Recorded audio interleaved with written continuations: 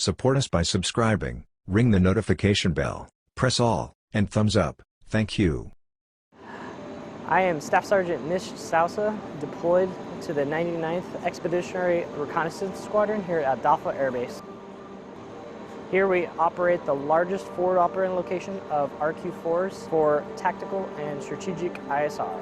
The RQ-4 is a high-altitude jet. It performs STAR missions for CENTCOM here. On the warfare information is power, and this is one of the tools that we use to gather strategic information on our adversaries. The RQ-4 is piloted with two pilots. One is not located in the local area where it's operated. We call that the MC pilot. And here locally, it's piloted by the LRE pilot, which is me. It is given commands to track certain altitudes and headings, and then also has autonomous capabilities to land and recover.